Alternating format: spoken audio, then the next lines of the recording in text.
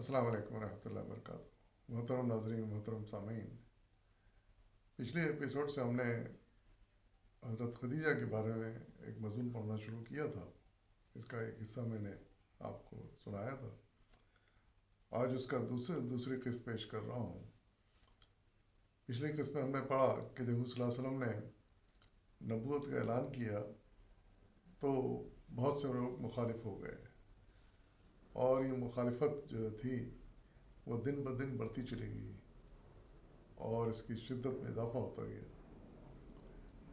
यानी हर तरह का जुल्म, ज़ुबानी, कलामी, जिस्मानी, हर तरह का जुल्म शुरू कर दिया गया। इसके आगे आगे हालात पढ़ते हैं। मक्के में जहाँ अल्लाह का सबसे पहला घर था, खुदाए वाहिद का नाम लेना और उसकी इबादत के लिए अपने जबीन न्याज को सजदरेज़ करना सख्त मुश्किल था। रसूलुल्लाह सल्लल्लाहु अलैहि वसल्लम ने की इजाज़त से ईमान और इस्लाम के कुछ शहदाई हबशा की तरफ हिजरत करके चले गए। महाजरीन के इस पहले काफ़िले में 11 मर्द और चार औरतें थीं।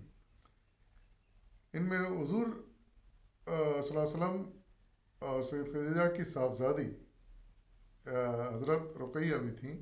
वो अपने ख़ाविंद यानी हज़रत उस्मान के साथ हबशा की तरफ हिजरत कर गईं। उम्मुल मोमिनीन सैयद खदीजा ने दावत ईमानी को सबसे पहले कबूल करके जो काबिल तक़लीद रोशन मिसाल कायम की थी, उनकी नस्बी और रूहानी बेटियों ने इस दावत ईमानी और तहरीक इस्लामी के इब्तदाई दौर और बाद के दौर में उनके नक्श कदम पर चलते हुए साबित कर दिया कि अल्लाह के दीन की हिमायत और नुसरत के मामले में वो किसी तरह भी मर्दों से पीछे नहीं है। यानी दीन इस्लाम को कबूल करने के बारे में और अज़ियतें कुफार की तरफ से जो हो रही थी उसके बारे में, उनको बर्दाश्त करने के बारे में ख़वातीन ने साबित कर दिया कि मर्दों से पीछे नहीं है। वो भी ईमान लाती गईं और जो भी तकालीफ इस राह में आएंगी वो बर्दाश्त करती गईं। दीन ईमान से मोहब्बत रखने वालों का ये काफ़िला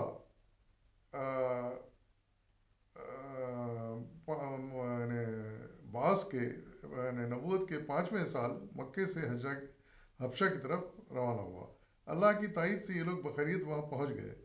कुरैश को अल्लाह वालों का ये सुकून और इत्मीनान का गवारा था, चुनाचे उनको वापस लाने की तदबीर होने लगी, मगर नाकामी का मुंह देखना पड़ा और कुरैश के मुशरिकीन का जोश गज़ब और भड़क उठा। खुदा बुजुर्ग बरतर का नाम लेने वालों के लिए मक्के की ज़मीन और तंग हो गई। आखिरकार अपने अक़ीदे और दीन की आज़ादी बरकरार रखने के लिए एक जमात नबूवत के 6ठे साल की इब्तिदा में अपने घर बार, कारोबार, अजीज़ व क़ारिब छोड़कर हबशा की तरफ रवाना हो गई। कुरैश ने इस हिजरत को रोकने की पूरी कोशिश की। निकलने वालों को बहुत तंग किया गया और उनके रास्ते में सख्त मुश्किलात पैदा की गईं, लेकिन इब्न साद की रवायत के मुताबिक 83 मर्द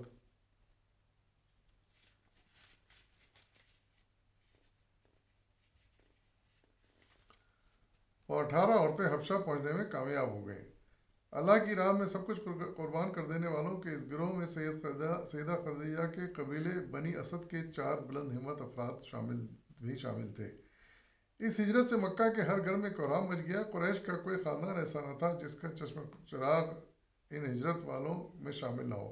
किसी का बेटा तो किसी का दामाद, किसी की बेटी तो किसी की बहन और किसी का भाई। सरदारान कुरैश और मशहूर दुश्मनान इस्लाम के जिगर गोशे दीन के खातिर घर बार छोड़कर निकल खड़े हुए। इस वाक़े ने से बाज़ लोग तो हक दुश्मनी में और सख्त हो गए और बाज़ के दिलों पर ऐसा असर हुआ कि आखिरकार वो हल्का इस्लाम में दाखिल हो गए। अहले कुरैश की अहमियत जाहिलियत इस कदर बढ़ी कि उन्होंने एक दस्तावेज़ तैयार की जिसमें अल्लाह की कसम खाकर यह अहद किया कि जब तक बनी हाशिम और बनी मुत्तलिब मोहम्मद सल्लल्लाहु अलैहि वसल्लम को कत्ल के लिए उनके हवाले नहीं करते, उस वक्त तक उनसे मेल जोल, ब्याह, शादी, लेन देन और बोल चाल का कोई ताल्लुक़ नहीं रखा जाएगा। कुरैश के तमाम ख़ानदानों के सरबराहों ने इस दस्तावेज़ पर दस्तखत करके उसकी तौसीक़ की। मूसा बिन अक़बा के बयान के मुताबिक जब अबू तालिब को मालूम हुआ कि अहले कुरैश हुजूर की जान के दर पे हैं, तो आपने दोनों ख़ानदानों के अफराद जमा किए और उनसे कहा कि आप सब लोग शेब अबू तालिब, यानी घाटी है, एक वादी है, جو کھلی ہے جہاں پر کہ یہ انہوں نے کہا کہ آپ سب وہاں چلے جائیں اور وہاں رہائش اختیار کر رہے ہیں، اپنے گھروں کو چھوڑ دیں اور اس گھاٹی میں رہائش اختیار کریں اور آخر وقت تک رسول اللہ علیہ وسلم کی حفاظت کریں۔ چنانچہ ابو لہب کے سوا بنو ہاشم اور بنو مطلب کے سارے مسلم اور غیر مسلم اشخاص گھاٹی میں جمع ہو گئے۔ تو حضرت ابو طالب کا یہ مشورہ تھا کہ ظلم و ستم سے بچنے کے لیے اور اس بات کا بھی خطرہ تھا کہ حضور صلی اللہ علیہ وسلم پہ کوئی قاتلانہ حملہ نہ کر دیں یہ، کیونکہ ان کے جیسے کہا گیا کہ ان کا مطالبہ تھا کہ ان کو ہمارے حوالے کر دو اور پھر جو چاہے کرو، لیکن وہ حضرت ابو طالب اس کے لیے تیار نہیں ہوئے۔ انہوں نے مشورہ دیا کہ شیخ ابو طالب کی گھاٹی میں جا کر قیام کریں، سب کو اپنے جو مسلمان ہو گئے تھے، جو نہیں تھے مسلم لیکن اسی قبیلے کے تھے، ان سب کو کہا کہ آپ وہاں چلے جائیں۔ قریش نے اپنی تیار کردہ متفقہ دستاویز نہایت محفوظ طریقے سے حرم شریف میں رکھ دی اور حضور کے ساتھیوں کا بائیکاٹ پوری شدت سے شروع کر دیا۔ یہ ناکہ بندی اتنی کڑی تھی کہ کھانے پینے اور ضروریات زندگی کی کوئی چیز باہر سے گھاٹی میں نہ جا سکتی تھی۔ معاشرے کی اس بے پناہ سختی نے محصورین کے لیے نہایت پریشان کن اور ہولناک حالات پیدا کر دی۔ اس کا اندازہ حضرت سعد بن ابی وقاص ایک بیان سے ہوتا ہے۔ آپ نے فرمایا تھا کہ ایک دفعہ رات کو سوکھا ہوا چمڑا آ گیا، میں نے اسے پانی سے دھویا اور آگ پر بھونا اور پانی میں ملا کر کھایا۔ اندازہ لگائیے کہ کھانے پینے کی چیزوں کی اس قدر قلت ہو گئی تھی کہ سوکھا ہوا چمڑا بیچاروں کو کھانا پڑا۔ اور اسی وقت کا آگے جو پھر لکھتے ہیں کہ ناکہ بندی کی شدت کا یہ عالم تھا کہ اگر باہر سے مکے میں کوئی تجارتی قافلہ آتا تو قریش کے لوگ خوف کے مارے جلد از جلد ان کا تمام سامان خرید لیتے تاکہ محصورین میں سے کوئی بھی کچھ نہ خرید سکے۔ یعنی کوئی تجارتی قافلہ آتا بھی باہر سے تو وہ مکہ کے لوگ، قریش کے افراد، وہ سامان کو خرید لیتے تھے تاکہ صلی اللہ علیہ وسلم اور بنو ہاشم کے لوگ نہ خرید پائیں۔ ابن سعد اور بحقی کی روایت کے مطابق محصورین کی زبوں حالی بے چارگی یہاں تک پہنچ گئی کہ ان کے بچے بھوک سے روتے اور بلکتے، ان کے رونے کی اور چیخنے کی آوازیں شیخ ابو طالب سے باہر بھی سنائی دیتی اور آس پاس کے پڑوسی بے چین اور مضطرب ہو جاتے، لیکن کچھ سنگ دل اور بدبخت ایسے بھی تھے جو معصوم بچوں کی چیخ و پکار سن کر خوشی کا اظہار کرتے۔ تنگی و اسرت و قید و بند اور فاقہ کشی کا یہ ہولناک دور موسیٰ بن عقبہ کے بیان کے مطابق 3 سال جاری رہا۔ یعنی جو بائیکاٹ کیا تھا ان کا، یہ بائیکاٹ 3 سال جاری رہا، یعنی 3 سال تک آپ لوگ اسی گھاٹی میں مقیم رہے، صلی اللہ علیہ وسلم اور آپ کے تمام ساتھی، اور ہر طرح کی صعوبتیں برداشت کرتے رہے، کھانے پینے کی تنگی رہی لیکن برداشت کرتے رہے۔ ام المؤمنین سید خواجہ نے ابتلا و آزمائش کا یہ سخت ترین دور بڑے صبر اور حوصلے سے گزارا۔ حق کی راہ میں آنے والی تمام تکلیفیں اور پریشانیاں اللہ کے رسول کے خاطر خندہ پیشانی سے برداشت کی۔ مکے کی وہ خوشحال ترین خاتون جو معاشرے میں معزز و محترم ہونے کی وجہ سے سیدہ کے نام سے مشہور تھیں، اپنے رفیق زندگی کے ساتھ پیکر تسلیم رضا بنی ہوئی تھیں اور اپنی فطرت اور طبعی بلند حوصلگی سے گرفتار ان مصیبت زدوں کو دلاسا دینے اور ان کا حوصلہ بلند کرنے کی کوشش میں مصروف تھیں۔ یعنی حضرت بی بی خدیجہ بھی خواتین میں حوصلہ بڑھانے کے لیے، ہمت بڑھانے کے لیے صبر برداشت کی تلقین کرتی رہیں۔ آخرکار مظلوموں کی حد سے بڑی ہوئی مظلومیت اور معصوم بچوں کے دلوں کو ہلا دینے والی بلبلاہٹ اپنا رنگ لا کر رہیں۔ قریش کے وہ لوگ جن کے بنو ہاشم اور بنو مطلب سے رشتہ داری کے تعلقات تھے، ان کی اس علم انگیز حالت اظہار پر خون کے آنسو بہائے بغیر نہ رہ سکے۔ کچھ رحم دل اور انسان دوست افراد اس ظالمانہ معاہدے کو ختم کرنے کے بارے میں اپنی اپنی جگہ سوچنے لگے لیکن اظہار کی جرات نہ کر سکے۔ اس کار خیر میں سبقت کی سعادت شام بن عمرو العمری کے حصے میں آئی۔ اس نے حضرت ام سلمہ کے بھائی زبیر بن ابو امیہ، مطعم بن عدی، بنو اسد کے سردار عاصم بن ہاشم اور زمعہ بن الاسود کو اپنا ہمنوا بنایا اور اگلے روز یہ قریش کی مجلس میں گئے۔ زبیر ابی امیہ نے اہل مکہ کو خطاب کرتے ہوئے کہا کہ اے اہل مکہ، ہم کیا کھائیں پیئیں اور کپڑے پہنیں۔ یعنی یہ مکہ میں قریش کے جو افراد تھے یہ آپس میں اکٹھے ہوئے اور ان کے درمیان جو گفتگو ہوئی وہ بیان کی جا رہی ہے کہ ان میں زبیر ابی امیہ تھے. انہوں نے کہا کہ اے اہل مکہ، ہم کیا کھائیں پیئیں کپڑے پہنے جبکہ بنی ہاشم ہلاک ہو رہے ہیں.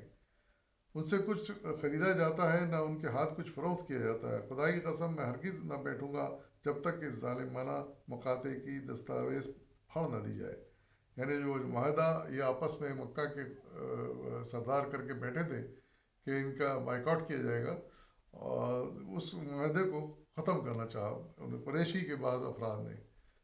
ظاہر ہے بنو ہاشم بھی قریش ہی کا ایک قبیلہ تھا، تو ان میں سے کچھ ہمدرد پیدا ہوئے جنہوں نے کہا کہ یہ بھی ہمارے بھائی ہیں، یہ کب تک ان کا بائیکاٹ کریں گے.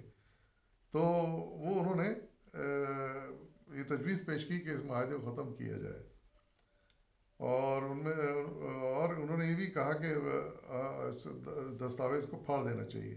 یہ سن کر ابو جہل چیختے ہوئے بولا، تم نے جھوٹ کہا ہے، وہ ہرگز نہیں پھاڑی جائے گی. ابو جہل کی مخالفت میں آوازیں بلند ہونے لگیں. مجلس میں بحث و مباحثہ شروع ہو گیا. عین اس وقت جب شیب ابو طالب سے باہر قریش کی مجلس میں مقاطع کی یعنی بائیکاٹ کی دستاویز زیر بحث تھی، ایک عجیب غریب واقعہ پیش آیا. ابن سعد، ابن شام اور بلازی نے اپنی کتابوں میں لکھا ہے کہ رسول اللہ علیہ وسلم کی طرف سے اطلاع دی گئی کہ بائیکاٹ کی دستاویز میں ظلم و ستم اور قطع رحمی کا جو مضمون تھا اسے دیمک چاٹ گئی ہے اور صرف اللہ کا نام باقی رہ گیا ہے. یعنی حضور صلی اللہ علیہ وسلم نے ان کو یہ پیغام بھیجا کہ یہ صورتحال ہے اس بائیکاٹ کے دستاویز کی جو لکھی گئی تھی قریش کے سرداروں کے درمیان میں، کہ ظلم و ستم کرنے کا جو باتیں تھیں وہ اس کو دماغ چاٹ گئی ہے. اس کی جو ہے نا شرائط لکھی گئی تھی ان کو دماغ چاٹ گئی. صرف اللہ کا نام جو ہے جہاں لکھا تھا وہ باقی رہ گیا، باقی دستاویز کو دماغ چاٹ گئی ہے. حضور نے اس کا ذکر اپنے چچا ابو طالب سے کیا. انہوں نے پوچھا، کیا تمہیں اس کی خبر تمہارے خدا نے دی ہے؟ حضور صلی اللہ علیہ وسلم نے فرمایا، ہاں. حضرت ابو طالب نے اس بات کا ذکر اپنے بھائیوں کے سامنے کیا. انہوں نے پوچھا، آپ کا کیا خیال ہے؟ ابو طالب نے کہا، خدا کی قسم محمد نے مجھ سے کبھی کوئی جھوٹی بات نہیں کی. ابو طالب نے حضور سے دریافت کیا، اب کیا کرنا چاہیے؟ آپ نے فرمایا، چچا آپ عمدہ لباس پہن کر سرداران قریش کے پاس چلے جائیں اور ان کو یہ بات بتائیں. تو حضور صلی اللہ علیہ وسلم کو یہ اطلاع اللہ تعالیٰ کی طرف سے غیبی ہوئی کہ یہ جو ہے دستاویز دماغ کھا گئی ہے اور اب وہ باقی نہیں رہی.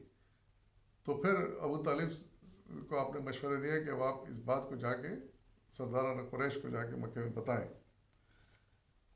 حضرت ابو طالب اپنے چند ساتھیوں کے ہمراہ اس مجلس میں پہنچے جہاں قریش کے دانا و بینا اس دستاویز کے معاملے پر غور و خوض کر رہے تھے. ابو طالب کے آتے ہی اہل مجلس نے خوشی کا اظہار کیا اور آمد کی وجہ پوچھی.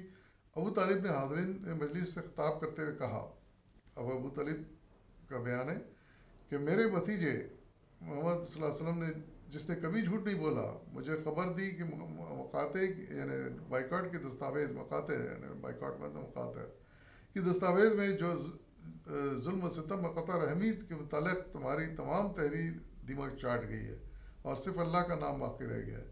اب تم وہ صحیفہ منگوا کر دیکھ لو. اگر میرے بھتیجے کا بیان غلط نکلا تو میں اسے تمہارے حوالے کر دوں گا، پھر تمہیں اختیار ہے چاہے اسے قتل کر دو یا زندہ رہنے دو. لیکن اگر اس کی بات سچ نکلی تو ہمارے ساتھ اس بدسلوکی سے باز آ جاؤ. یہ مطالبہ حضرت ابو طالب نے کیا. ابو طالب کی یہ بات سن کر حاضرین مجلس نے کہا کہ آپ نے انصاف کی بات کہی ہے. دستاویز منگا کر دیکھی گئی، یعنی پھر بیچ کر وہ دستاویز منگائی گئی جو خانہ کعبہ میں رکھی گئی.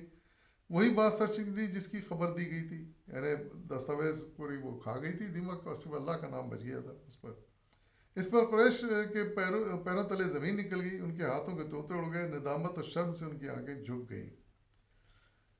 یہ کہہ کر ابو طالب تو گھاٹی کی طرف لوٹ آئے. مجلس میں ابو جہل اور اس جیسے ضدی آدمیوں پر ملامت کی بوچھار شروع ہو گئی اور مقاطع کے خاتمے کے حامی حضرات اسلحے سے لیس ہو کر شیخ ابو طالب کی طرف گئے اور محسورین سے کہا کہ وہ اپنے گھروں کو واپس آ جائیں. اس طرح ظلم و ستم کا یہ 3 سالہ دور ختم ہوا. محاصرہ شعیب ابو طالب کے ختم ہونے پر رسول اللہ علیہ وسلم آپ کے ساتھیوں کو قدرے سکون کا سانس لینے کا موقع ملا، لیکن اس کی مدت بڑی مختصر ثابت ہوئی. چند ہی روز میں پے در پے قلب و روح کو پگھلا دینے والے صدمات کا کوہ گرا آپ پر ٹوٹ پڑا۔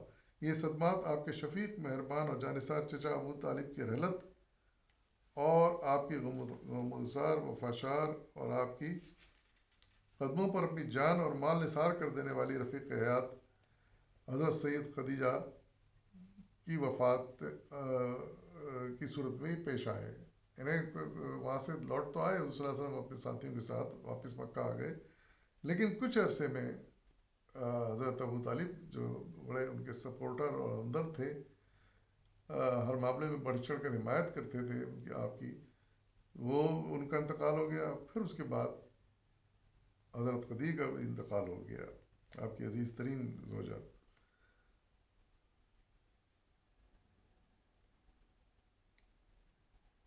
مقاطع کا بائیکاٹ کا خاتمہ ہو گیا۔ مومنین سید خدیجہ کی صحت جواب دے، اصل میں بائیکاٹ جو رہیں 3 سال وہ وہاں رہیں، نہ کھانے پینے کا صحیح انتظام تھا، نہ کوئی دوسری سہولتیں تھیں، تو آپ بیمار ہو گئی تھیں۔ حضور صلی اللہ علیہ وسلم نے ان کے علاج، معالجے، خبرگیری اور دلجوئی میں کوئی کسر نہ اٹھا رکھی، مگر وقت معین آ پہنچا تھا۔ حکیم بن حزام کی روایت کے مطابق، جسے علامہ بلازری نے نقل کیا ہے، امت مسلمہ یہ شفیق و رحیم اور عظیم ماں دائی اجل کو لبیک کہتے ہوئے 10 رمضان اللہ کو پیاری ہو گئی۔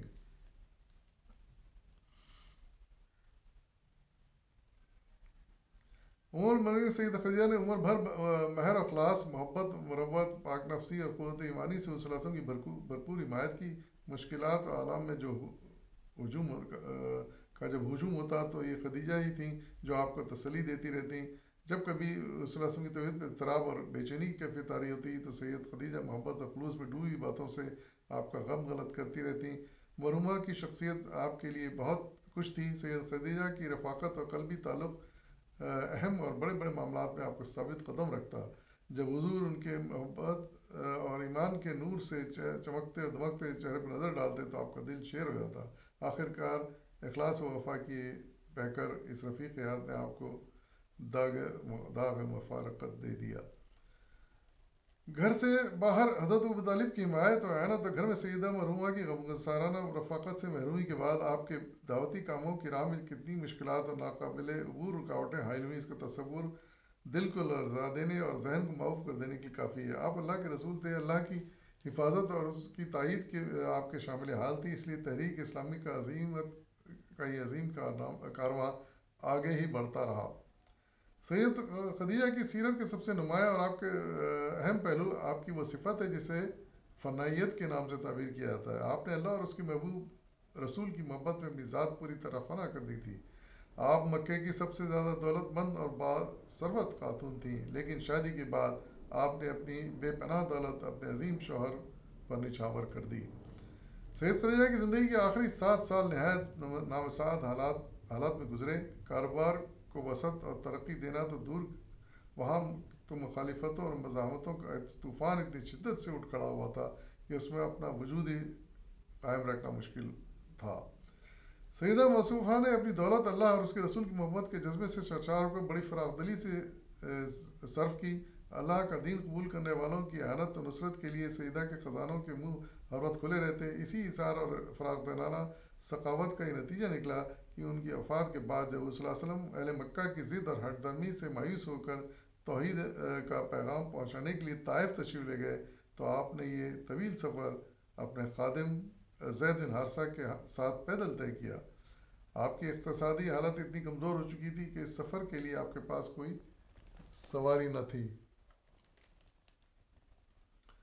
سیدہ خدیجہ پر اس پرخلوص فنائیت اور فدائیت نے اللہ کے محبوب مقبولیت میں نہایت عرفہ مقام پر فائز کر دیا تھا۔ امام بخاری اپنی کتاب صحیح بخاری میں ابو ہریرہ کی روایت نقل کی، جس کا مضمون درج ذیل ہے کہ جبرائیل علیہ السلام نبی صلی اللہ علیہ وسلم کی خدمت میں حاضر ہوئے، کہنے لگے کہ خدیجہ ابھی ایک برتن میں کھانے پینے کی چیزیں لے کر آپ کے پاس آئیں گی، آپ ان سے رب العالمین کا سلام کہہ دیجیے۔ سبحان اللہ۔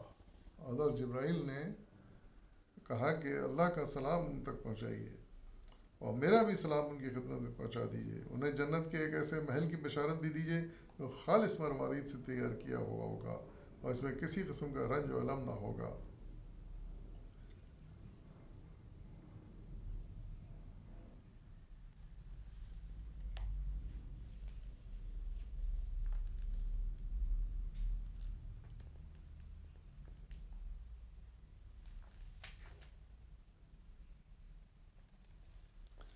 مومنوں کی ماں سیدہ خدیجہ کے کردار کا ایک نمایاں جوہر ان کی بلند ہمتی اور عالی حوصلگی تھی۔ ان کی سیرت کے اس بلند اور باوقار وصف نے ان میں ہمت اور جرات اور عزیمت اور استقامت کی بے پناہ اور ناقابل تسخیر طاقت پیدا کر دی تھی۔ آپ نے مصیبت، پریشانی، ابتلا اور آزمائش کے سخت سے سخت دور میں صبر اور ثبات کا خود بھی ثبوت دیا۔ اپنے رفیق زندگی سرور کونین صلی اللہ علیہ وسلم کا بھی حوصلہ بڑھایا اور حق رفاقت ادا کیا۔ اس کی شہادت جناب صلی اللہ علیہ وسلم کی زبان مبارک سے سنی ہے۔ آپ فرمایا کرتے تھے، میں جب کفار سے کوئی بات سنتا اور مجھے ناگوار گزرتی تو میں خدیجہ سے کہتا کہ وہ میری ڈھارس اس طرح بندھاتی کہ میرے دل کو تسکین ہو جاتی، اور کوئی رنج ایسا نہ تھا جو خدیجہ کی باتوں سے آسان اور ہلکا نہ ہو جاتا۔ اس طرح اس کی تعریف بیان کی۔ سید خدیجہ کا سب سے بڑا کمال یہ تھا کہ ان کی قوتوں اور صلاحیتوں اور ان کے اطوار و عادات میں حد درجہ اعتدال، حسین توازن اپنے درجہ کمال تک پہنچا ہوتا۔ انہوں نے اپنی اولاد کی پرورش و تربیت اس حکیمانہ فراست تدبر سے کی کہ وہ پوری امت کی بیٹیوں کی طرف سے خراج عقیدت اور سلام و ارادت کی مستحق بن گئیں۔ اپنی اولاد کے علاوہ زیر تربیت افراد کے ساتھ بھی شفقت اور محبت کا وہ سلوک روا رکھا جس سے سیدہ خدیجہ کی ذات کا احترام اور ان کے مسلک و مشن سے والہانہ لگاؤ ان کی زندگی کا نظم العین بن گیا۔ سیدنا حضرت علی کرم اللہ وجہ اور سیدنا زید بن حارثہ مصوفہ کے زیر تربیت رہے۔ یہ دونوں بچے تھے اس زمانے میں، یہ ان کی تربیت آپ ہی نے کی تھی، سیدہ خدیجہ نے۔ ان دونوں ہستیوں نے اسلام کی سربلندی میں جو کارنامے انجام دیے، اسلامی تاریخ کا ایک ذرعی باب بن گئے۔ سیدہ خدیجہ کے پہلے شوہر سے 3 بیٹے تھے، حالہ، طاہر اور ہند۔ یہ سیدہ کی حسن تربیت کا نتیجہ تھا کہ یہ تینوں بھائی حلقہ اسلام میں داخل ہو کر شرف صحابیت سے مشرف ہوئے۔ ہند جن کی اللہ کے رسول کے ساتھ محبت، عشق و فرشتگی کی بلند ترین منزل پر پہنچ چکی تھی، نہایت فصیح و بلیغ تھے۔ انہوں نے اپنی خداداد صلاحیتیں اپنے بڑے سلیقے سے اللہ کے محبوب کی تعریف و توصیف میں استعمال کیں۔ ہند کے بیان کردہ شمائل نبوی سیرت کا نہایت قیمتی سرمایہ ہے۔ یعنی آپ کے یہ سوتلے بیٹے تھے ہند، یعنی پہلے شوہر سے تھے حضرت خدیجہ کے، لیکن وہ بھی حضور وسلم سے بےحد محبت کرنے لگے تھے، اور انہوں نے آپ کے جو حلیہ ہے شمائل نبوی جس کو کہتے ہیں، اور آپ کی سیرت اس کے بارے میں لکھا، اور وہ تاریخ کا ایک حصہ ہے، قیمتی سرمایہ ہے۔ ان کے ایک ایک لفظ سے فصاحت و بلاغت کی خوبیوں کے ساتھ محبت اور شیفتگی کے لطیف و منور جذبات چھلکتے نظر آتے ہیں۔ انسانی تاریخ میں سوتیلے باپ کے ساتھ والہانہ فرفتگی، وابستگی کی ایسی مثالیں کم ہی دیکھنے میں آتی ہیں۔ یہ ثمرہ تھا سیدہ کے متوازن اور مؤثر شخصیت کا۔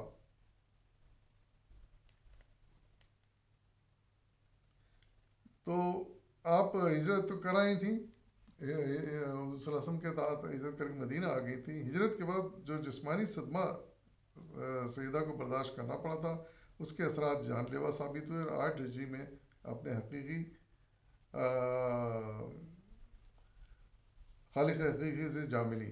حضرت انس بن مالک کی روایت ہے کہ جس وقت سیدہ کی میت قبر میں اتاری گئی تو صلی اللہ علیہ وسلم قبر کے پاس تشریف فرماتے، اور آپ صلی اللہ علیہ وسلم کی آنکھوں سے سیل اشک رواں تھا، یعنی آنسو بہہ رہے تھے۔ تو یہ وہ بیان تھا جو بڑے اچھے انداز میں انہوں نے لکھا، اور حافظ ابرو حسن نے، اور جو اس میں ڈائجسٹ کے اشاعت میں شائع ہوا، اور اس ایک ایسی دستاویز ہے حضرت خدیجہ کی سیرت کے بارے میں کہ جو مشعل راہ ہے مسلمان خواتین کے لیے. اگر وہ اپنی زندگی میں ان کے کردار کو اپنائیں گی، اس کی تقلید کریں گی، حتی الامکان جتنی ہو سکے کہ جو جیسے جیسے انہوں نے قربانیاں کی ہیں، جو جو شوہر کے لیے تکلیفیں اٹھائیں، دین کی راہ میں تکلیفیں اٹھائیں، تو اس سے یقیناً ہر دور کی خواتین فائدہ اٹھا سکتی ہیں، اور ان کی اس طرح ان کی دنیا بھی سنور سکتی ہے اور آخرت بھی سنور سکتی ہے. تو ہماری خواتین کے لیے ایک مشعل راہ ہے. اجازت دی فی اللہ.